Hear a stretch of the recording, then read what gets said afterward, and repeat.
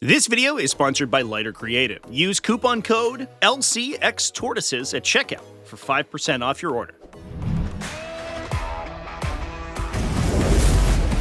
What's up, folks? Welcome back to TacticalTortoise. My name is Trevi, and today we're going to be talking about some tips and tactics that competitive players use to improve their games of Warhammer 40k. Now, when setting up your utility or scoring units during the deployment step, it's always important to keep in mind your turn 1 secondary draws. Generally speaking, to ensure that you can score the vast amount of secondary objectives that you could draw on turn 1, you have to ensure that at least one of your units can get within 3 inches of the center of the table, one unit can get within 6 inches of the center of the table, and you have 2 objectives outside your deployment zone that you can easily get models to. When you're deploying your fast, light units that are going to be moving forward and scoring these objectives, it's always important to keep in mind these criteria. If you ensure that you can advance within 3 inches of the center of the table, you can score things like area denial. If you ensure that you can move to within 6 inches of the center of the table, you can score objectives like recover assets. And if you ensure that you can move to at least 2 objectives outside your deployment zone, you can ensure that you can score secondaries like cleanse, extend battle lines, or secure no man's land. It's easy to get caught up in the moment and forget to pre-measure all of these ranges while you're deploying your army, can lead to failed secondaries on the very first turn. Now, one thing you'll find a lot of players do is when they're placing their utility or their backline units,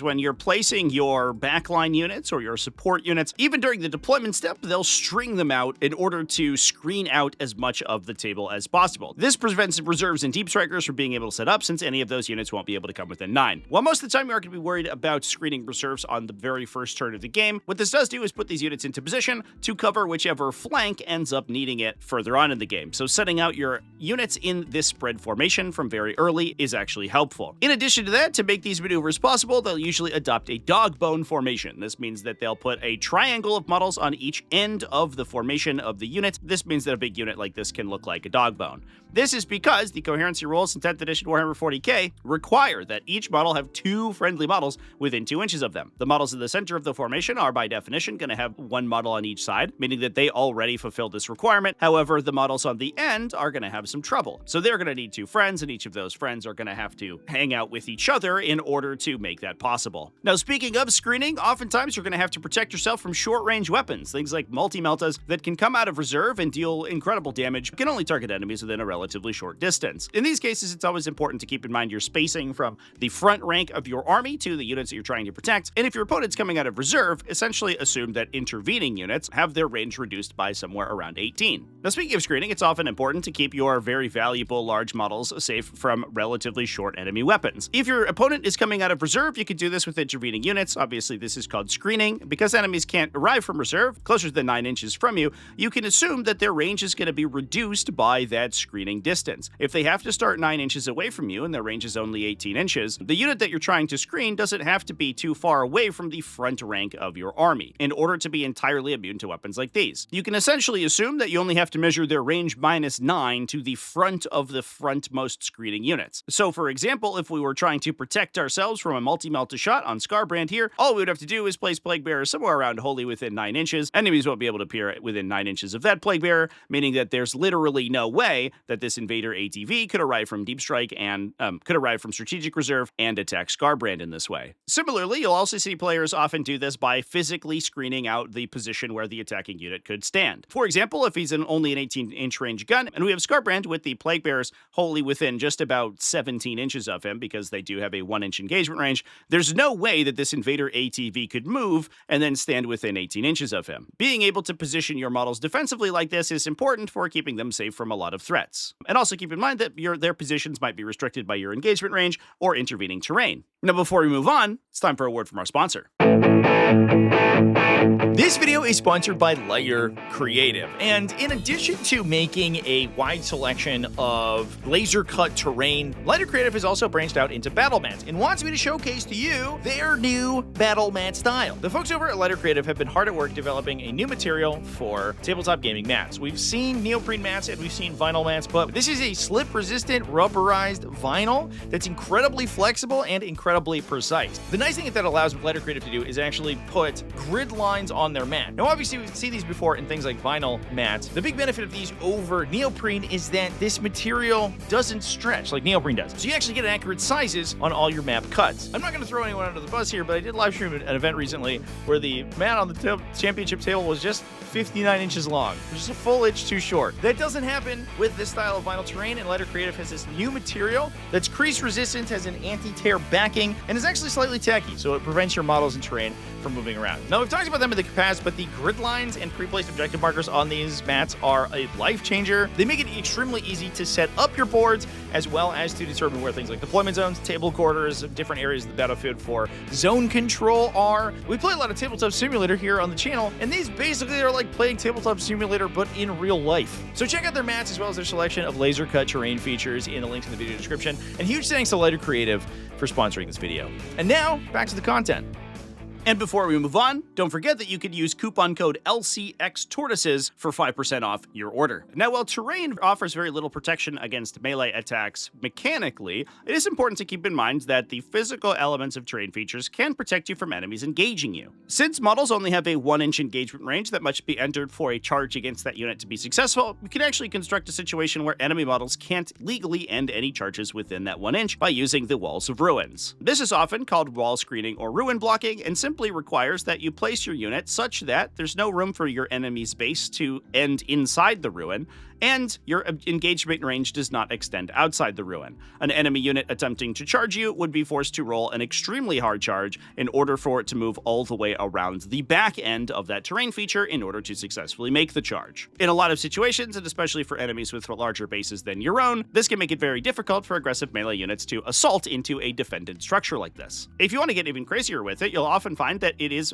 beneficial to you to even allow at least one enemy model inside. That allows the enemy unit to successfully charge. If they roll high enough, they will be forced to enter the ruin in order to enter base contact with your models. However, because your engagement range still does not pass through the wall, the rest of the unit wouldn't be able to attack, meaning that your opponent is now locked in melee, but not performing enough melee attacks against you to actually kill your defending unit. This can be especially helpful if the defending unit is particularly solid in melee and has a strong chance to survive the single model that can attack them, but kill the enemy unit on the crackback. When you're moving a charging unit, it's only required that you move into base contact with your charge target if the model that you're moving currently is able to do so while completing the charge legally. However, it's beneficial to the charging player to move as few models into base contact as possible, since those models will then be able to pile in and consolidate and gain additional movement later on during the fight phase. For this reason, it's oftentimes beneficial to move your models that cannot move to base contact with your target first. In that way, models in the front of the unit that may normally have been able to move into base contact now may not be able to, meaning that their movement is now unrestricted and they can start to move in a different direction. In some cases, this unrestricted movement may even allow your unit to, while moving towards their charge target, move closer to another objective and ended up taking that objective because of the unrestricted movement. You'll also find that coherency can be used as a way to prevent your units from moving into base contact. For example, by moving a model that cannot move into base contact with the target first, and following that up with the majority of your other models that can't move into base,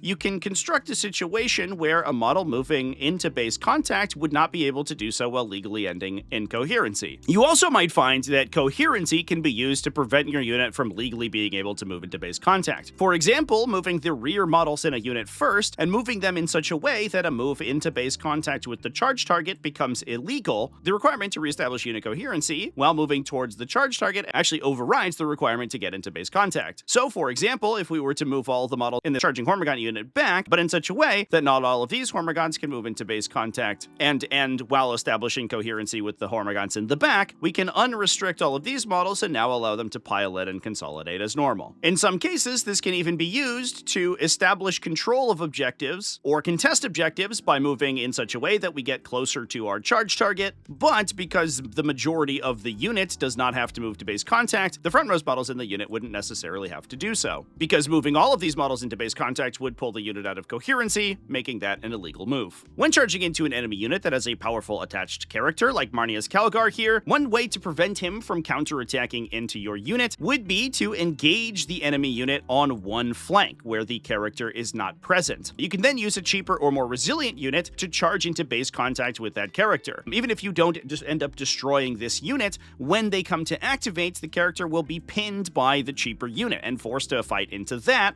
rather than attack into the rest of your unit. This can also be done to prevent the power of a counter-assault or a combat interrupt. For example, if we charge a unit into that character and activate with it, killing some of our opponent's models, if our opponent decides to interrupt to attack the second unit that is keyed up to attack them, the vast majority of the activating enemy unit would be forced to pile into the unit that's already fought, mitigating the damage suffered by the unit that hasn't fought yet and allowing them to fight at mostly full effectiveness. Most of the time when you charge, try to get as few models in the charging unit into base contact with your charge target as possible. The reason for this is that it then opens up more of your unit to pile in and consolidate during their combat activation. That can give you additional movement up the battlefield and allow you to manipulate your positioning for future turns. This can also be manipulated by preventing your own models from getting into base contact. For the same reason, it's always important to get as many of your own units into base contact with your opponent's units during charging, piling in, or consolidating in order to prevent them from moving. Restricting their agency during the fight phase can prevent them from doing things like getting additional models into the fight, engaging new enemy units, or taking objectives. For example, if we had moved these Hormigons in a different way and left a Castellan robot unengaged, it could potentially pile in,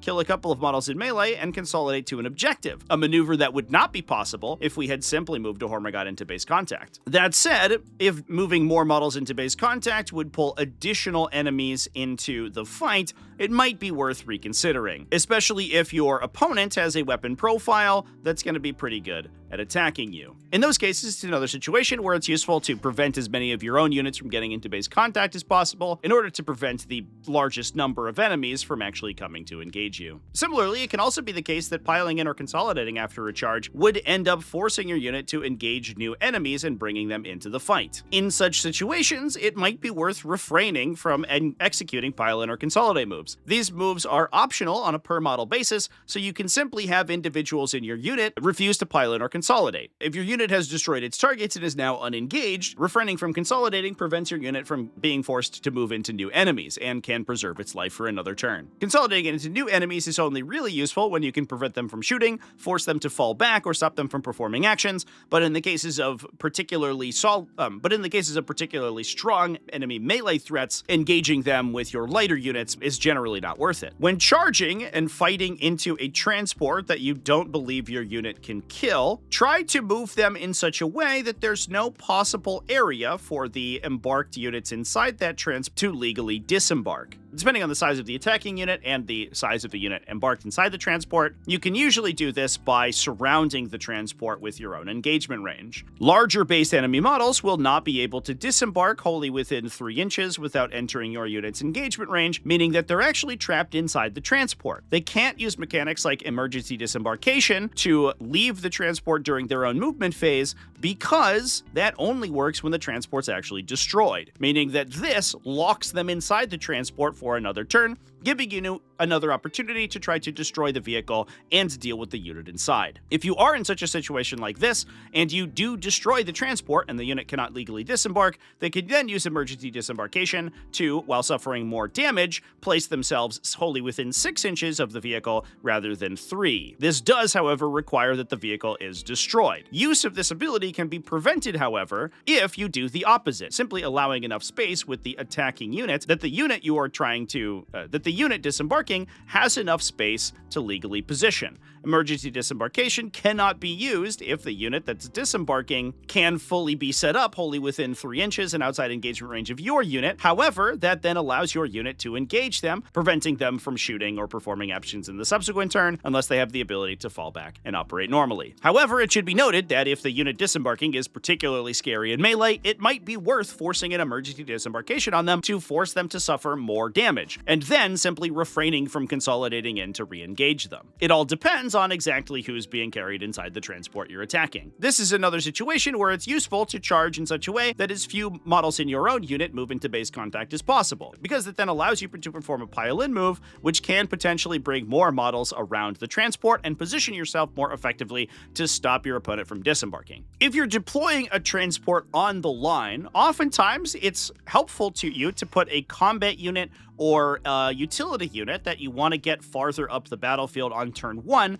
in the transport rather than its actual intended occupants. The reason for this is that you can begin the game by disembarking them 3 inches during your first movement phase in order to give them an additional 3 inches of boost up the table, allowing them to more easily access mid-board objectives. You can then take the unit that you actually want to transport inside the transport and advance them into it, ensuring that every model gets within 3 inches of it to successfully embark. When you do that, the unit can then embark into the transport with no penalty, and the transport can just begin moving normally, basically gaining you 3 extra inches of movement on the unit you already wanted in the center anyway. Similarly, if you have a transport that you expect to be housing multiple occupants during the game, it's oftentimes helpful to deploy one or more of those units normally on the battlefield. That gives you additional deployment drops, so you're able to see where more of your opponent's army goes before you place the remainder of your important units. Then you can simply embark on that vehicle at the beginning of the game during your first movement phase and move it as normal. You just gain additional deployment advantage without really having to lose any positioning. Obviously, it's important to keep in mind that for units like dedicated transports, they must begin with at least 1 unit embarked within them in order to legally deploy. Otherwise, they're destroyed at the beginning of the game, so you're going to need at least 1 unit beginning the game embarked, even if you plan to have 2 embarked during the game. Any normal move, including things like reactive moves that trigger when your opponent moves within a certain distance of your models, can be used to embark a transport, even if it's not your movement phase. So if you have ways to move a model out of phase, it can be used to get them in, it can be used to embark into a vehicle. For this reason, if you have any models that have a reactive move, like this Combi Lieutenant here, it's always important to keep him somewhere around 9 inches from any of your transports that have open transport slots for him. That would allow him to, if anybody moves within 9, move 6 inches, and despite the fact that he's inside this terrain, then embark the transport and become difficult to engage with for the rest of the battle. That can help preserve your infantry and hide them inside these vehicles. When tracing particularly important lines of sight between areas of terrain features, especially ruins, you'll oftentimes find that players will draw or mark that line of sight on the battlefield and leave them there over the course of the game. That's so they know not to move their models into that line of sight and allow them to be shot by enemies that are not exposing themselves to that attack. While in Tabletop Simulator, we have lots of tools to be able to use this, including markers that we can place on the table in order to showcase these lines of sight and make sure that our units don't wander into them. Oftentimes, you'll find players in real life using additional tape measures, measuring sticks, or other markers such as that to remind themselves of the important lines of sight that they have to avoid.